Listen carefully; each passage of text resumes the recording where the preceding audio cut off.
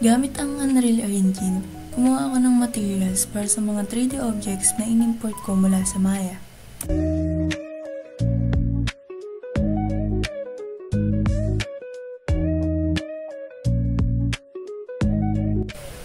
Para sa material ng lantern, gumamit ako ng 1 vector para sa kulay ng material at 2 scalar parameter para i-control ang roughness at metallic properties. Pinagsama ko lang yung dalawang parameters para makapag-adjust ng overall look ng lantern.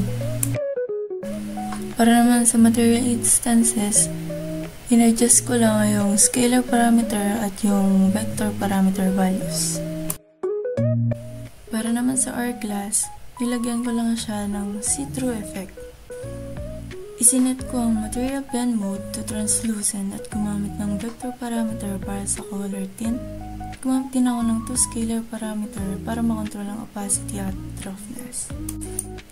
Para sa instances naman, in-adjust ko yung kulay para maging bluish, giving it a glass-like appearance. Ginamit ko rin ang material ng lantern para sa base ng hourglass para consistent ang look ng metal. Para naman sa bookshelf, gumamit ako ng wood texture bilang base color para makuha yung natural woody look ng bookshelf.